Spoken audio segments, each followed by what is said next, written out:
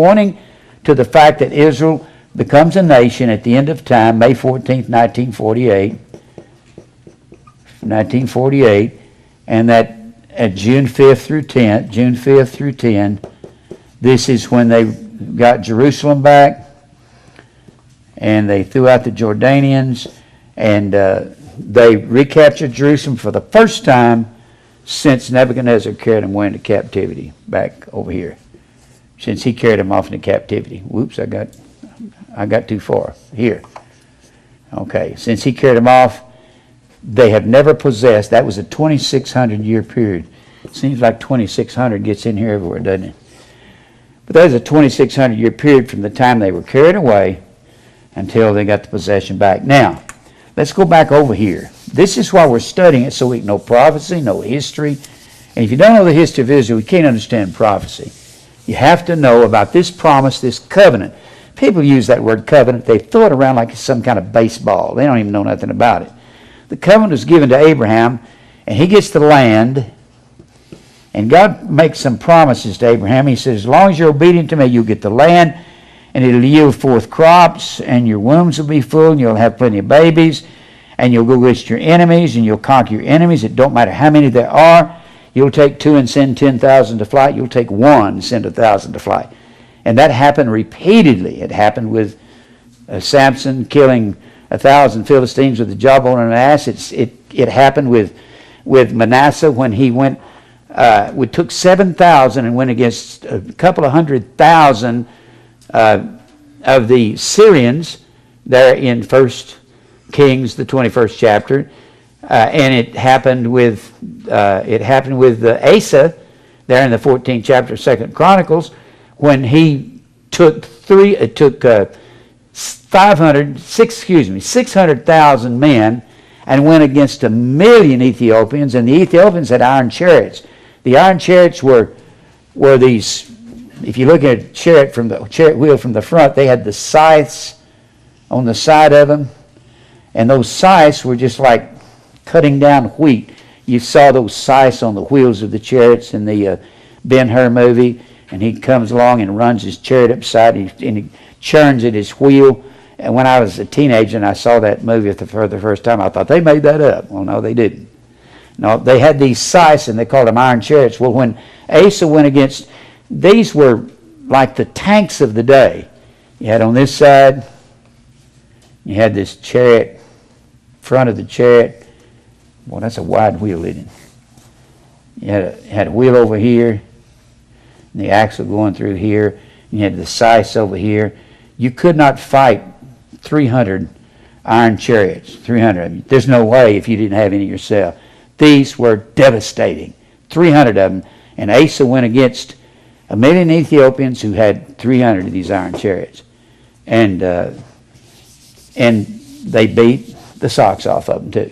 So this is what God is talking about, that you can go against your enemy one way and they'll flee 7 ways. And you got many illustrations of Israel overcoming their enemies. In fact, when David was running from Saul, and David was righteous and Saul was unrighteous, David had 400 to 600 men in his army. Saul had thousands. He'd have 3,000 men chasing 400 men. And God would intervene, and Saul would think he had David cornered, and then Saul would get the message that the Philistines were attacking Jerusalem. He'd say, I don't have time to kill David. I got to go back and rescue Jerusalem. Every time he'd have him up against the wall, this kind of thing would happen. Now, let's go back over here. And I want you to notice something. What I'm trying to do is paint for you Abraham, Isaac, and Jacob. Abraham, Isaac, Jacob, and Joseph. Do you realize that this is the majority of the story of Genesis? Because you start in Genesis 11 when Abraham is born. Genesis 11, Abraham's born. And then his son is Isaac. His son is Jacob. His son is Joseph. This is father, son, grandson, great-grandson. That's what it is. And you're at the 50th chapter when Joseph is in Egypt and he dies. So that covers the majority of the book of Genesis. And Abraham is the father father of Israel. But the scripture says in Galatians, that 3rd chapter, that we're children of Abraham by faith. That's how you become a child of Abraham. Remember the the Pharisees that came to Jesus in John 8, they said, our father is Abraham. And Jesus said, I know that you are of the seed of Abraham. I know it was Abraham's sperm that fathered you, but he's not your father. It takes more than just conceiving someone to be a father or a mother to them. Jesus said, your father is the devil. Boy, that really made him mad when he said, your father's the devil. The works of your father he would do. He did. And he said, and you'll do the same works, and you're a liar just like your father, the devil. Well, that enraged them because they said, we're righteous seed, we're righteous people, we're Baptists. You know, we're raised in a Baptist church. We must be righteous. And Jesus said, my brothers and sisters are those who do the will of the Father. So those who do the will of the Father, and Father, when you find it in the Old Testament Hebrew, it's the word Ab. It's the first word in your concordance. It means to decide or desire. Decide or desire. God decides who His people, His children will be, and He chooses them before the foundation of the world. But they are not all Israel, which are of Israel. The election hath obtained it, and the rest were blinded. So whenever we see Abraham, Isaac, and Jacob, and Joseph, we're talking about from Genesis 11 through Genesis 50. And I want you to notice that as we are studying, we start at Abraham's birth in Genesis 11, and Abraham's story goes like so. And since Isaac is conceived sometimes during Abraham's lifetime, he has to start before the death of Abraham, doesn't he? Death. And then when you get over here to the death of Isaac, he has to conceive Jacob sometime before he dies, and then Jacob ends up dying over here, Jacob. And then Joseph has to be conceived, and Joseph is a patriarch just like Abraham, Isaac, and Jacob, because he receives the covenant from God in the 48th chapter of Genesis when God causes Jacob to lay the right hand upon the head of Ephraim. Now this would be Genesis 11 through Genesis 50. And of course, this is the Jacob, and this would be Joseph, and then Joseph dies. It looks like he dies right after his father dies, right at the end of chapter 49 going into 50. 49 going into 50.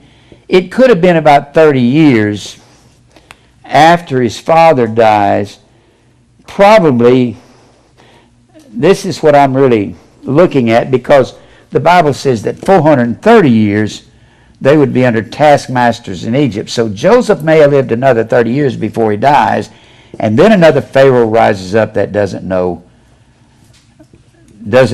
Joseph, and he puts taskmasters over him in Exodus, the first chapter, Exodus 1. Moses is born in Exodus 2. Now, what I'm going to talk about is if we're starting Genesis 11 with the life of Abraham, we see him entering the scene. Let's go back over there and see. It doesn't talk about his birth. It just says that Terah begat 3 sons. Over there in Genesis, the 11th chapter. Now notice, we've come out of the flood. We're just out of the flood. The 10th chapter is the Table of Nations. Table of Nations. That's where Shem, Ham, and Japheth migrated to. This is where they migrated to. And of course Shem down in the lower Mesopotamian valley, Mesopotamia. That was where Shem went to, and Shem would get the word Semitic or Shemitic. Oh, that's the Jewish. He's the father of the Jewish people. And later on, his great-great-great-great-great-great-great-great-grandson is Abraham. So he's in that same lineage, and his father was Noah. And Noah's lineage goes back to Seth, all the way back to Seth to Adam, and then God there in the 5th chapter of Genesis, Genesis 5. Well, the 10th chapter is the Table of the Nations. The 9th chapter, that is where Noah comes out of the ark. The 7th and 8th chapter is basically the flood. Flood. The waters of the fountains of the great deep are broken up in chapter 7. And Noah is coming out of the ark in chapter 8, at the end of chapter 8. And God puts his bow in the cloud. And that is a war bow. That's not a rainbow. It is a rainbow, but it's a war bow. And I don't have time to go on that because the rainbow is the word iris, and the iris of the eye is the bow of God. And he's coming back with the eyes as a flame of fire. I don't have time to go there. Now, 7 and 8 is the flood. 6, chapter 6, that is where there's wickedness in the earth, and the sons of God look at the daughters of men. Or the descendants of Seth in chapter 5, look up on the daughters of men, which chapter 4, that's Cain's lineage, Cain. And the 5th chapter is Seth's lineage.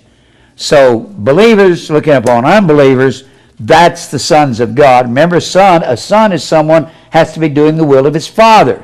So the sons of God are the 5th chapter, looking upon the daughters of men. The daughters of men are the sisters of the sons of men.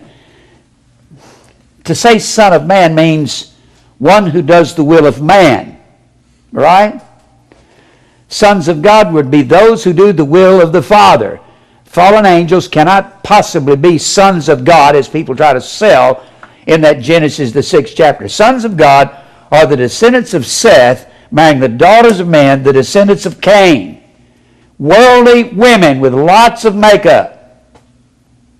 Get it? And lots of implants, you know. If they knew how to do that back then. Well, the first 3 chapters are pretty easy. First chapter is about the creation and God created man on the 6th day, but I'm not going to get into that. It's making and forming. The creation is way back beyond Adam. And then the 2nd chapter, he creates Adam and Eve and puts the tree in the garden. The 3rd chapter, she partakes. 4th chapter, Cain kills Abel. That 5th chapter is then Cain's lineage is in the 4th chapter. Seth's lineage, which is Abel's lineage. The surviving son takes the place of his brother and raises up children to him. So Seth, the descendants of Seth married Cain. That's the sons of God marrying the daughters of men. 6th chapter is how evil they are. The 10th chapter, then they go through the flood in 7 and 8. 9, they come out of the ark. God puts the bow in the clouds. The Table of Nations in the 10th chapter. The 11th chapter is the Let Us Make Us a Name chapter, or Babylon chapter. Babylon, the mother of harlots. Babylon, at the first part of the chapter, let us make us a name. Us a name. And it's also at the near the end of that chapter, that's the birth of Abraham in the 11th chapter. Abraham's birth. Abraham's birth. Now, look over here and let's just look at his birth one more time. In the 11th chapter, chapter 11. Except it doesn't really say anything about his birth. It just says, verse 24, Nahor lived 9 and 20 years and begat Terah. Now Terah is the father of Abraham. And Nahor lived after he begat Terah 119 years and begat sons and daughters. And Terah lived 70 years and begat Abram, which later his name will be changed to Abraham in the 17th chapter. Nahor and Haran. And Haran, they'll name that land up there in Babylon after Haran, just like we name our land after it. And then they come on down, and you get on down into the